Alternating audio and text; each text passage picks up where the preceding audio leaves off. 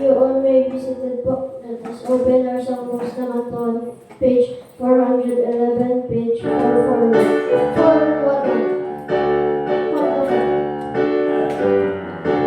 Ready, sing.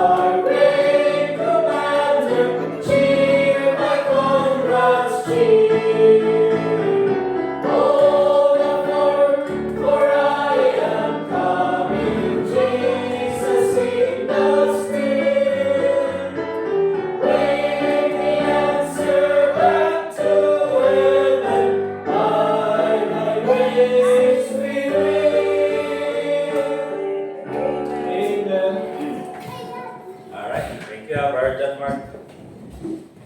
Si Brother John Mark, Brother Flawn, and si Brother RJ, Brother Dustin.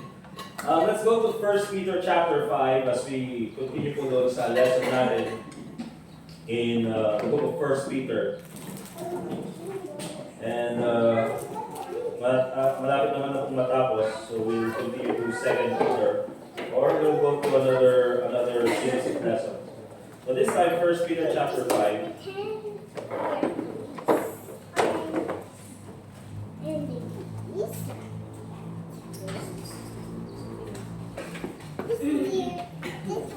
And let me read to you from verse 1 to verse 4. Version Mark?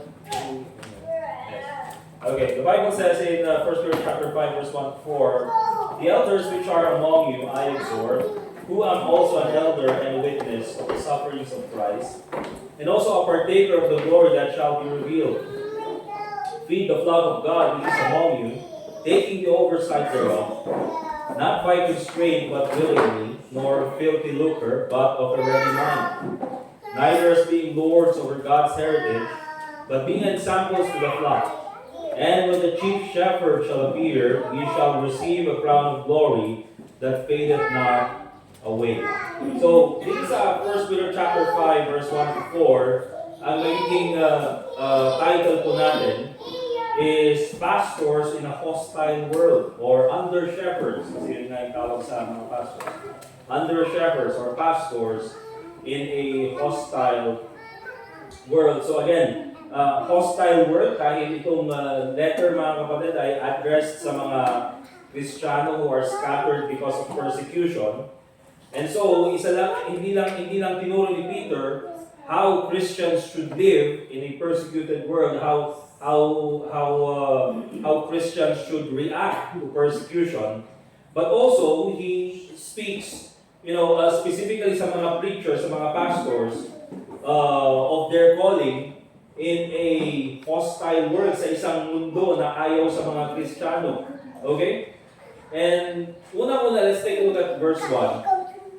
The Bible says, "The elders which are among you I exhort, who am also an elder." So si Peter, mga kapatid, also is a pastor, "and a witness of the sufferings of Christ, and also a partaker of the glory that shall be revealed." So una-una, kunin po natin, mga kapatid, or tignan po natin the calling of an elder. Alright? Yung panawagan ng isang elder or ng isang pastor. Sa Bible, mga kapatid, yung salitang bishop, elder, shepherd ay interchangeable po sila. But it also speaks, mga kapatid, doon sa mga responsibility ng isang pastor. Alright? And so, sabi dito ni Peter, that with authority, sabi ni kanya, now he speaks as an elder, isa rin nga siyang pastor. And kung titingnan po natin, hindi siya parang he's not acting like a celebrity doon sa church. Although he is Apostle Peter, nasabi nga ng ganyan, a witness of the sufferings of Christ, and also a partaker of the glory that shall be revealed. Pero unang-una, mga kapatid, ang pinapakita niya dito is that I am a fellow elder. Hindi ako celebrity, I'm not just, although nakita ko si Jesus Christ, that's wonderful thing, but I'm your fellow elder, I'm a fellow servant. Okay, kasama niyo ako na naninilbihan. Alright? Because, kung titingnan po natin dito, yung calling ng isang preacher, yung calling ng isang pastor, dalawang truth na pinakita dito ni Apostle Peter is that unang-una, Christ suffered, yung suffering ni Jesus Christ, and then the glory that will be revealed. Okay?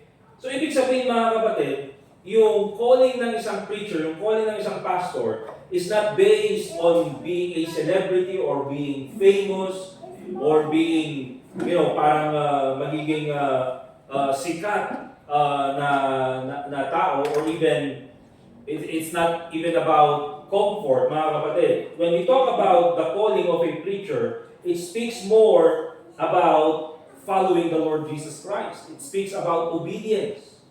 Okay?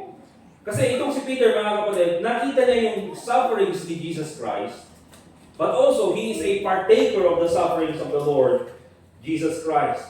Kaya po, mga kapatid, when it comes to the calling of a preacher, hindi po ito, sabihin natin, I'm going to be a preacher, or ako ay magiging pastor, kasi mas madali yung buhay ng isang preacher, or mas madali yung buhay ng isang pastor. Remember, mag-preach ka lang ng Sunday, or Wednesday, or Friday, and then tapos na. Oftentimes, yun yung nakikita ng iba. Alright? Na parang yun yung nakikita nila na, alright, Sunday, mag-preach, and then pinapakinggan ng mga tao, and then sinasabi yung gagawin ng ibang tao. Oftentimes, yun yung nakikita nila. But actually, yung calling ng isang preacher, yung calling ng isang pastor, even mga kapatid, when it comes to servanthood, it is built on the cross of the Lord Jesus Christ. Dahil si Jesus Christ mismo, mga kapatid, He suffered the cross. Okay? And so let's go to John chapter 10, verse 11 to 13. At dito natin makikita na yung calling ng pastor, mga kapatid, it's not based on comfort. It's not based on convenience. Alright? Na yung preacher talaga, yung shepherd, he should be the one to face the danger. Hanggat maaari, siya dapat yung haharap doon sa danger. So it's not a place of comfort. Okay? Dun sa John chapter 10, verse 11 to 13, although this talks about the Lord Jesus Christ, but the Bible says, I am the good shepherd. The good shepherd giveth his life for the sheep. Verse 12, but he that is an hireling and not the shepherd, whose own the sheep are not, seeth the wolf coming, and leaveth the sheep and fleeth. And the wolf catcheth them and scattereth the sheep. The hireling fleeth, because he is an hireling and careth not for the sheep. So, ito mga kapatid, example ni Jesus Christ, that being the good shepherd, binigay niya yung kanyang buhay para sa atin. Christ loved the church and gave himself for it. And of course, yung mga tinawag niya na mga shepherd, mga under-shepherd, natitingin sa kanyang flock, natitingin sa kanyang mga ng kanyang mga sheep. He expects them to do the same thing. Okay? Kaya po mga kapatid, if you are a preacher, if you are a shepherd, for instance, hindi pwedeng, for example, andyan yung wolf. Ang bira, ikaw pa yung unang tatakbo. Of course, pag andyan yung wolf, you should be the one to take care of the wolf or to protect the sheep. And the reason why meron mga kapatid, yung mga preachers or even pastors who do not care about the sheep, alright? Or who do not preach to the sheep. For example, they do not preach against doctrine, they do not preach about doctrine, or they do not preach against sin. It's because in verse 13, the hireling fleeth because he is an hireling and careth not for the sheep. Wala siyang pakialam dun sa sheep, ang pakialam niya is yung kanyang sweldo. Ang pakialam niya is kung ano yung makukuha niya. And later on, may titignan pa tayo dyan sa katotohanan na yan. Okay? Kaya po mga kapatid, if we take a look at the calling of an elder, a man who cannot overcome, sabihin na natin, or who cannot endure suffering is not fit to lead God's people. Bakit? Kasi kung andyan na yung hirap, andyan na yung wolf, andyan na yung tribulation, andyan na yung persecution, siya ang unang tatakbo. At iiwanan niya yung sheep. Okay? So that's the calling of an elder. Makikita po natin mga kapatid, it is based on the suffering of the Lord Jesus Christ. But also look at this. Okay? And tingnan din natin the work of the shepherd. In 1 Peter chapter 5 verse 2, very clear yung sinabi ni Apostle Peter. Feed the flock of God which is among you, taking the oversight thereof, not by constraint, but willingly, not for filthy lucre, but of a ready mind. So, ano yung unang trabaho na binigay ni Peter or na binanggit ni Peter dito sa mga elders na ito or pastors? Una-una, feed the flock of God. Alright? So, the first duty, mga kapatid, it's not social media. The first duty is not branding or it's not marketing. The first duty, mga kapatid, is feeding. Feed the flock of God. Pakainin ang ang flock ng Panginoon, ang sheep ng Panginoon. Ano ibig sabihin ng feeding na ito, mga kapatid? Hindi ito yung, lunchtime natin, hindi ito yung pizza. Okay, yung feeding na ito, mga kapatid, talks about preaching the Word of God. Okay, yan po yung ating spiritual nourishment. Yung physical nourishment, pwede nyo gawin yan. Okay, you can take care of that. Pero dun sa spiritual nourishment, yan po yung trabaho ng isang preacher. To preach the Word of God, to teach sound doctrine, itama yung tamang doctrine. Alright? Kasi hindi porket kumakain yung tao, yun na yung tamang diet na dapat niyang kainin. Alright? So, when we preach the Word of God, we need to preach sound doctrine. We need to warn against sin. Okay? And of course, nandyan din yung comforting the weak. Dapat minsan, maganda rin na yung mga preaching natin, meron din yung encouragement. Alright? And of course, mga kapatid, correcting error. Okay? So, yan po yung kailangan natin gawin. Ibig sabihin, mga kapatid, the reason why sinabi ito ni Apostle Peter is that there is a possibility, and probably nakita rin ito ni Apostle Peter, that there are preachers or even pastors who are not feeding their flock. Kaya yan yung una niyang sinabi, feed the flock of God. Hindi pwedeng magutom ang mga anak ng Diyos. Alright? Kaya ikaw ay dinagay dyan sa position na yan, dinagay ka dyan sa trabaho na yan, so that you will feed God's people. Ibig sabihin mga kapatid, meron ang isang church, pwedeng may mga taong nag-a-attend, but here's the thing, yung mga tao sa loob, they can be starving of the Word of God. They can be starving for the Word of God. Okay? Nandun nga sila, pero hindi sila makakain ng salita ng Diyos. Hindi sila pinapakain ng maayos. Alright? And so that's why many churches, even in our time, are being entertained, not being fed. Okay? And yun po yung nagiging trend sa maraming churches in our times. They want entertainment. They do not want the feeding of the Word of God. Kaya po dito sa church natin, we try to keep it simple. Diba? We come to church, we pray, we give our offerings, we glorify God through singing, we give our announcements, and then we go to the preaching of the Word of God. Wala nang iba mga kapatid. Okay? Because what we focus here is for people to be fed with the Word of God. Hayaan mo na yung entertainment. Because dito mga kapatid, we do not come here to be entertained. Hindi tayo pumunta dito sa church para ma-entertain. Maraming entertainment sa bahay. Maraming entertainment sa labas. Pero dito sa church, mga kapatid, we are not here to be entertained. We are here to be fed by the Word of God. Okay? Yan po yung katotohanan sa maraming churches. Okay? And dapat po na iwasan natin yan. You know, plenty of noise, little nourishment. Alam mo minsan nga, ewan ko kasi, it's okay na mag-amen. Diba? Maganda pong mag-amen pagka we agree with the preaching of the Word of God. Amen? Amen. Maganda mag-amen, walang problema doon. Pero meron yung mga, buksan po natin ang ating Bible sa 1 Peter chapter 5. Amen! Diba? Masabi yung Bible, feed the flock of God. Amen! Parang wala pang point wala pang binabanggit. Diba? So, puro noise mga kapatid, walang nourishment. Okay? So, nourishment is very important. Okay? So, yan yung sabi ng Bible, feed the flock of God. Kaya po, yung attitude natin as members of the church, when we listen to the Word of God, remember this mga kapatid, that it is feeding. Okay? That's why you have to focus on listening to the Word of God.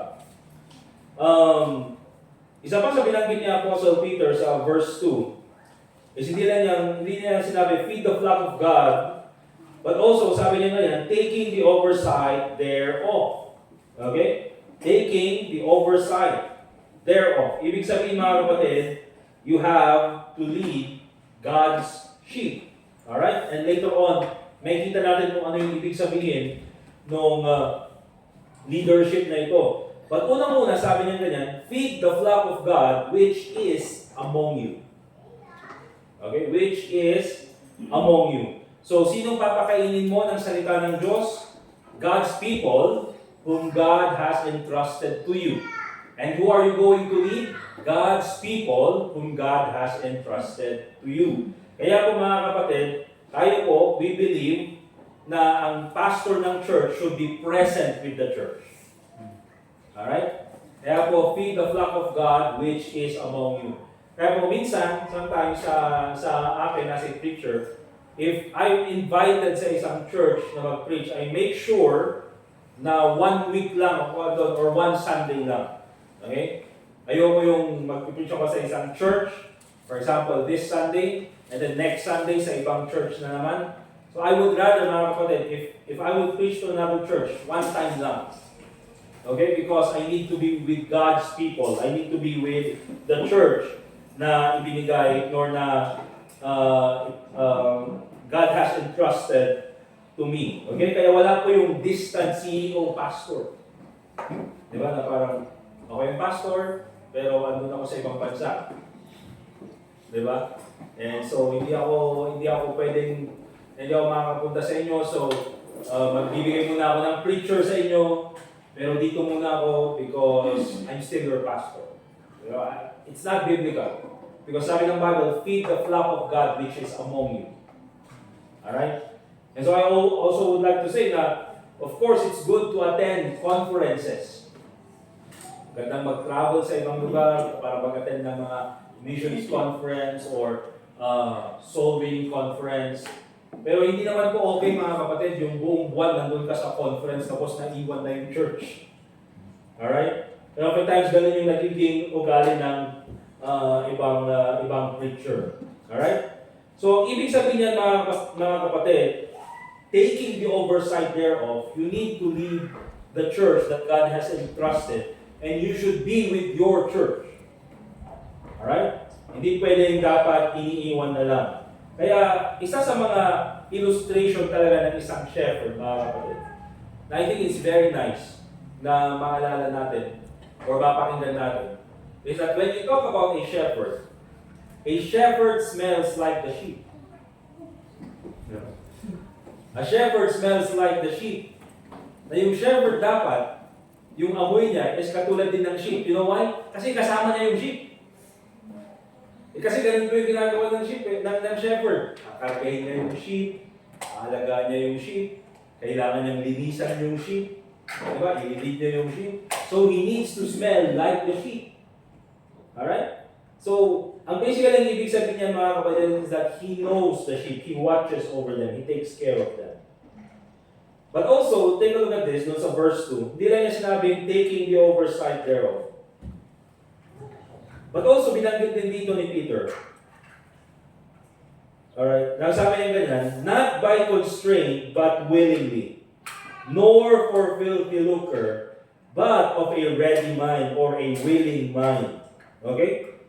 So, pinakita rin dito ni Apostle Peter, mga kapatid, yung trabaho ng isang shepherd. He talks about the motive. And then sinabi niya ganyan, if you're going to lead the church, if you're going to feed the church, you have to do it willingly and not for money. Alright? Willingly and not for money. Kaya sabi niya ganyan, not by constraint, but willingly. Kaya hindi po pwede yung preacher na napilitan. Alright? Yung pastor na napilitan. Buti naman ikaw ang pastor dito sa church. Wala na kasing ibang choice. Kaya yung napilitan na gano'n mga kapatid. Alright? You cannot be the church na ikaw ay napilitan lamang. Alright? Kaya po, hindi pwede kaya minsan, open lives, kinakausap ko niyo ibang men dito sa church. May plano kang mag-mission, plano kang maging preacher in the near future. Of course, gusto ko na mapakinggan kung ano yung plano na so we can pray for it. Pero hindi ko, pinipilit. Ganun din sa mga bata. Diba? Ayoko rin na ipilit doon sa mga bata na, ikaw, magpapastor ka. Sige, pastor ka, dumakdal ka, pastor ka. Parang minsan nakaka-pressure. You know? Kasi ako, naramdaman ko rin yun nung bata ko na parang, bata ka pa lang, ang tawag sa'yo, pastor. Kaya parang magkakamali ka tuloy, parang ang laki-laking pagkakamali na nagawa mo. Bata ka pa lang, pastor. Parang ang taas na ng expectation sa'yo. Alright? So I don't want that kind of pressure sa mga bata. Pero probably eventually mag-end din na pastor. Pero ang pangit naman yung ganun na pressure. Alright? So, yun mga kapatid. Not by constraint, but willingly.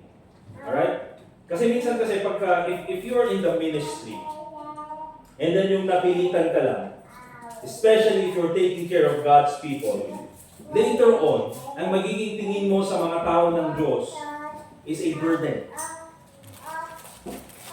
And it truly is, mga kapatid, it truly is difficult to lead God's people or to feed God's people. But see mga kapatid, if you are there willingly, you will count it as a privilege. Diba? And of course, wala kang sisisihin. Bakit? Ginusto mo ito eh. Diba? Pero kapag ka, for example, nandun ka, napilitan ka, ano sasabihin mo? Nag-regate ministry. Ito yung gawin niya. Pinilipingit na ito eh. Impasubo na ito eh. Diba? And then later on, You no longer want to lead God's people, tingin mo na sa kanila burden, and then later on, meron ng resentment. Bakit? Because, yun nga, napilitan ka. That's why if you're going to feed the flock of God, if you're going to take the oversight thereof, if you're going to lead them, you have to do it willingly. Okay? And also, sabi pa dyan, not for filthy lucre. Ibig sabihin yan, mga kapatid, not money-driven. Okay? Not greedy, not using the ministry as a business. Okay? So, meron talaga mga kapatid yung gumagamit ng ministry na parang business. Not money-driven. Okay? Kaya sabi dyan, filthy lucre. Ano yung filthy lucre? Yung lucre, mga kapatid, it talks about money. Okay? Pero hindi lang siya money kasi hindi money yung ginamit ng Bible. Pwede niyang sabihin money, pero hindi. Ginamit niya is lucre. And yung lucre na ito, mga kapatid, is ito yung mga pera na galing sa masama. Okay? Kaya sabi niya, filthy. Filthy ang pera na yan. Okay? And the reason why sinasabi ko ito is this. Sabi niya ganyan, paano po kapag mayroong drug lord sa loob ng church? At dahil malaki yung kanyang kinikita, is, ang laki ng tithes niya. Okay ba yung natanggapin ng church? Yeah?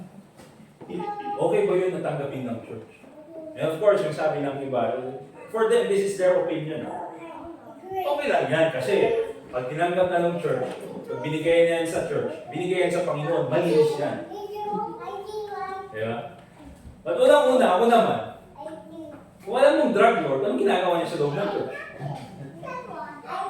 Diba? Eh hindi ko yung drug lord na yung parang binago niya. Ito yung drug lord, mga kapatid, na patuloy pa rin sa kanyang paggawa ng kasamaan. Why would you accept him doon sa loob ng church? Eh alam na nga pala ng buong sambayan na drug lord. Diba? And oftentimes, they would accept that. You know why, mga kapatid? Because of the money. Dahil dyan, they will not preach again, they will not preach the truth. You know why? Baka umalis yung drug lord. Sayang. Kaya sabi ng Bible, filthy lucre. Ang motivation nila, mga kapatid, is money. Ang motivation is pera. Okay? Ano ang sabi niya ganyan? If you're going to feed the church, if you're going to lead the church, you have to do it with a ready mind. Eager to serve, willing to serve. You know why, mga kapatid? Because this ministry is from the Lord Jesus Christ. Okay? Pinagkatiwala ng Panginoon. And by the way, mga kapatid, syempre, of course, talking about oversight, talking about leading. Iba-ibang preacher, iba-ibang shepherd, iba-iba yung pag-lead doon sa flock ng Panginoon. Okay? Iba-iba, hindi pwedeng isa lang yung leadership style. For example, siguro sa main church, iba yung leadership dito, iba yung style, iba naman doon sa Bukawkan. Iba-iba, mga kapatid, ginaway kasi iba-iba rin yung sheep. Okay? Kaya for example, of course, kung matitigas yung ulo ng sheep, kailangan mas matigas yung ulo ng pastor. Ganun yun. So, ay, nag-uyong si pastor. Nakita yung member na nag-uyong ganun. Di ba? Pero for example, dito, mabait yung pastor. Mababait yung mga members dito. Di ba? Kaya ganun yun. Kaya hindi mo pwedeng ipilit na mababait na kayo mga member, ang sungit ko pa. Di wala na, mas magiging susungit pa. Mas magiging masungit na naman yung mga members. Alright? So, a greedy preacher, mga kapatid, it is a dangerous preacher because he will not preach the truth about God's Word. At hindi mapapakain ng maayos ang mga anak ng Diyos. Hindi mapapakain ng maayos ang church ng Panginoon. Okay? That's why we should not focus on entertainment. You know what? We should demand feeding. Alright? Dapat tayo bilang mga anak ng Diyos, mapakain tayo ng salita ng Diyos. Verse 3, 1 Peter chapter 5. The example of the leader. Okay? 1 Peter chapter 5, verse 3, the manner of leadership. neither as being lords over God's heritage, but being examples to the flock. So, ito ang binanggit ng Panginoon when it comes to leading the church. Binanggit niya doon sa shepherd, doon sa pastor. Nasabi niya ganyan, do not lord over God's heritage.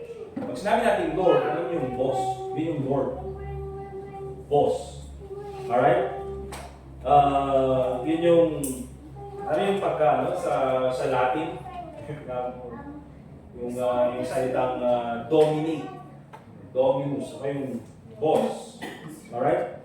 So pag sinabi natin lords over God's heritage, ito yung parang yung kontrolado mo na lahat ng buhay ng mga member. Alright? Yung kontrolado mo lahat ng buhay ng mga member. It would even come to the point, mga kapatid, na ikaw na mismo yung pipili kung sa pakakasalan ng member. Uy, sige, ito yung kasal mo. Alright, so parang wala nang mga kapatid, wala nang freedom flow yung mga member. Alright? And ayaw yan ng Panginoon. Kaya nga specifically sabi ni Peter, neither being Lord over God's heritage. Okay? You know what, mga kapatid? Because you are precious sa Panginoon. You are God's heritage, the church. Okay? Kaya sabi niya, do not dominate their lives. Hindi ikaw yung pwedeng mag-control doon sa buhay nila. Yes, as a shepherd, you are to feed them. You have to, oversee yung trabaho, yung gawain ng Panginoon. But you are not to control them. You are not to manipulate them. Alright? Hindi ikaw yung magmamanipula, magpapatakbo sa buhay nila. Okay? Because in every part, mga kapatid, of our lives bilang Christians, there is a God-given authority. Sa church, ang God-given authority is, of course, the preacher or yung pastor. And yung authority na yan, mga kapatid, binasa natin sa 1 Peter chapter 5, very limited. Neither being lords over God's heritage. Okay?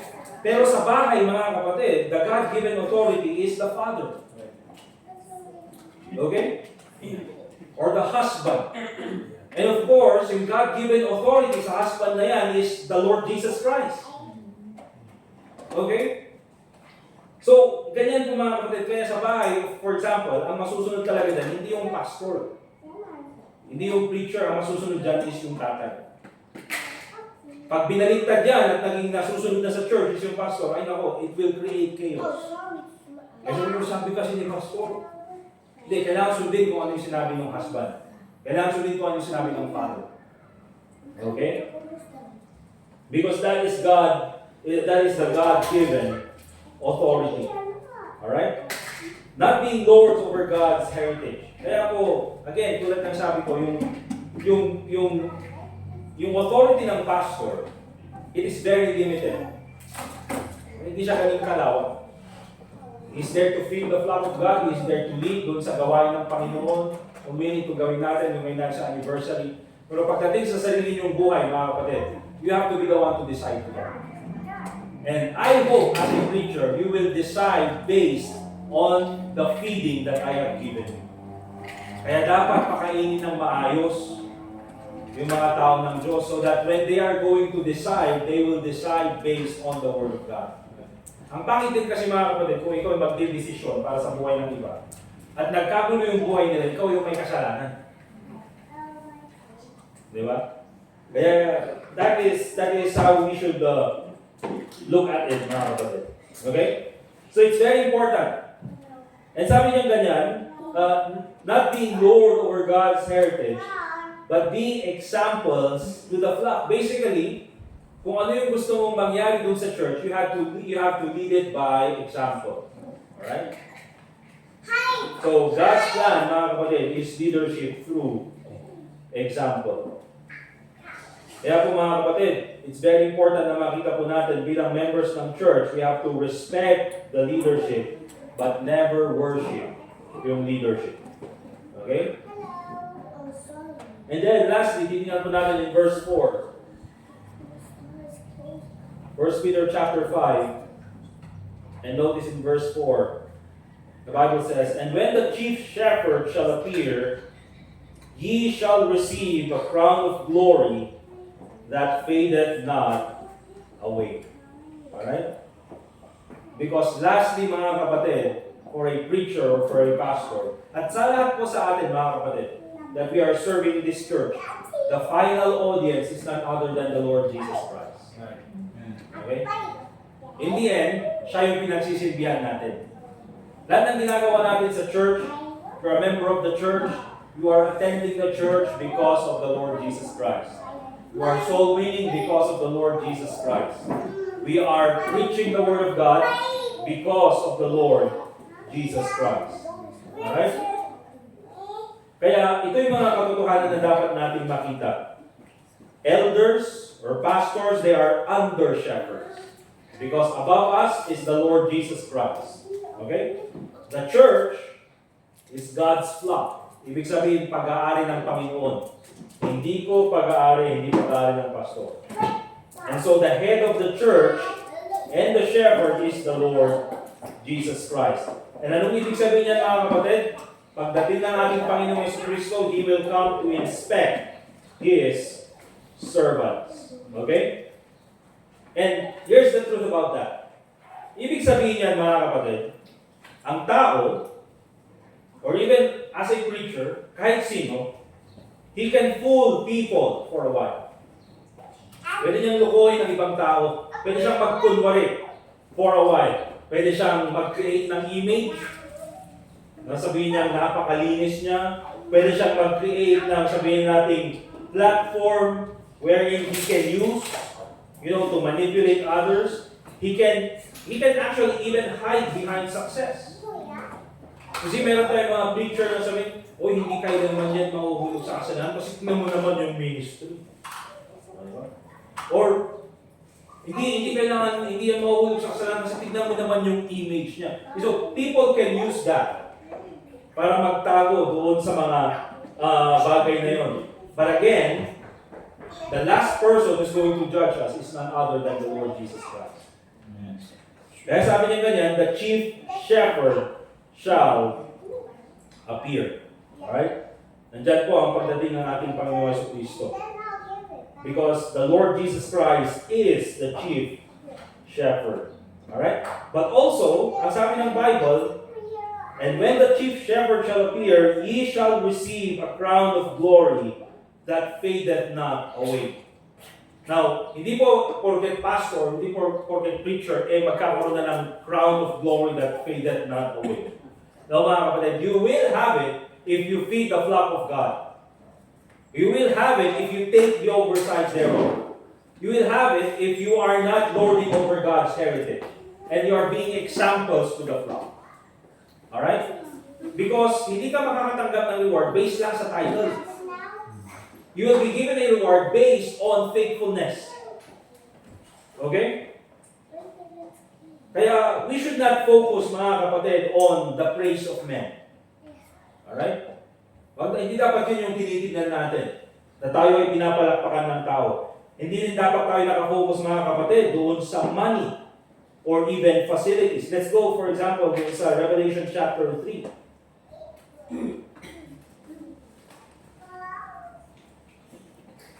And tingnan po natin, mga kapatid, doon sa may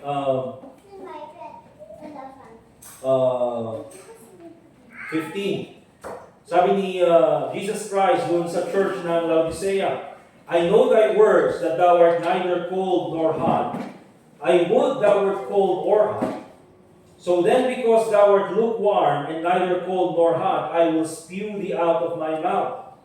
Bakit? "Because thou sayest, I am rich and increased with goods and have need of nothing, and knowest not that thou art wretched and miserable and poor and blind and naked."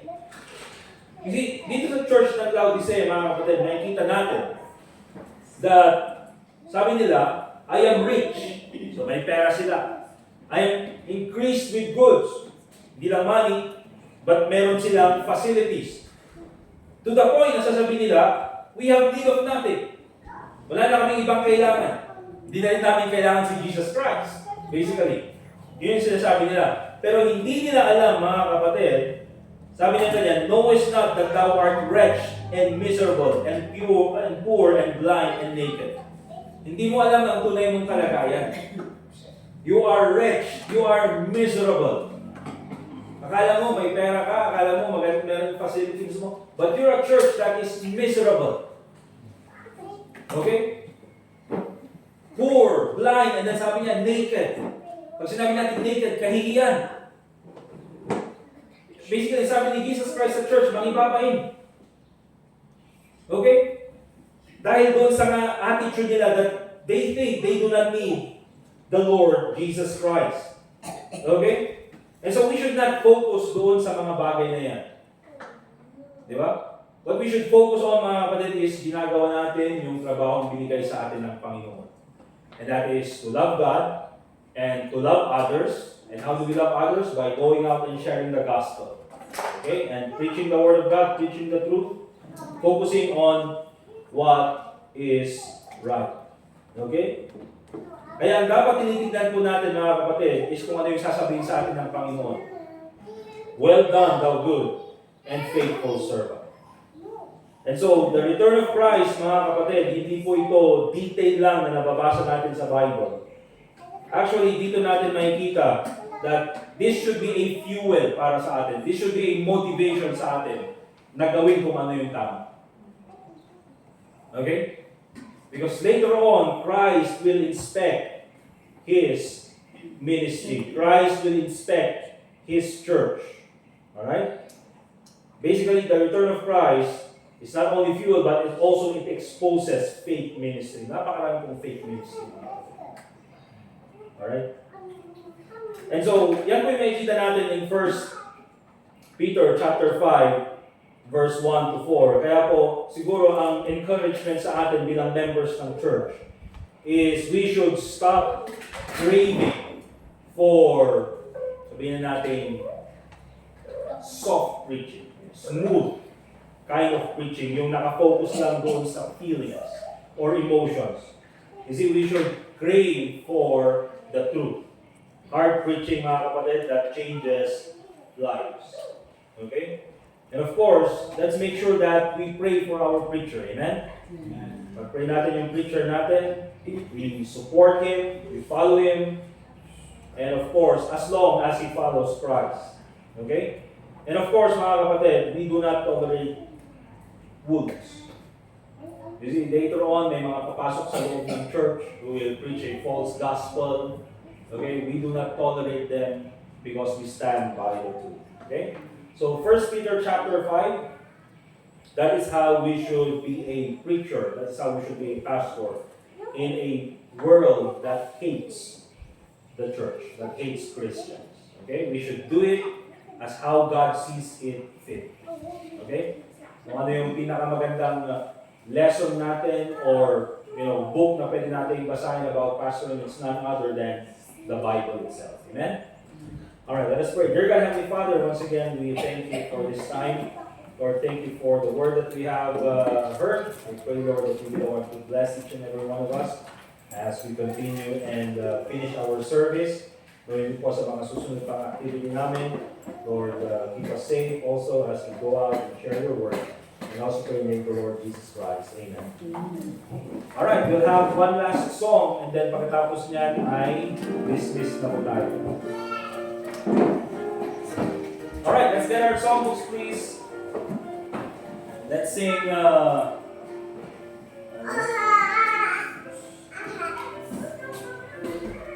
372. Let the lower lights be burning.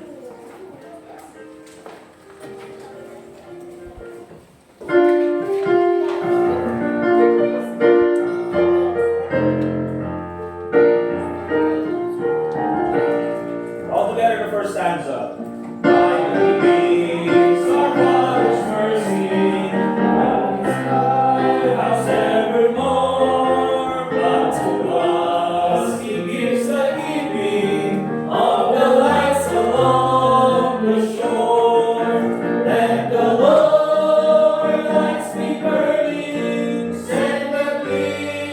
Across the way, some were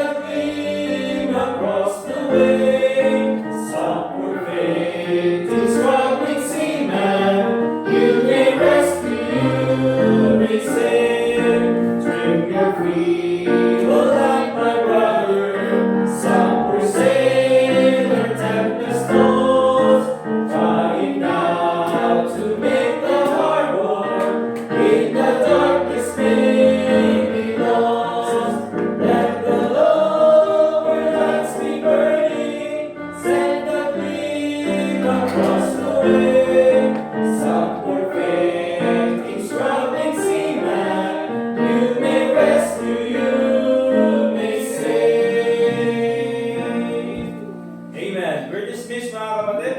And then, gagawin po natin, tulungan tayo magayos, and then after that, we'll go out solely. Okay?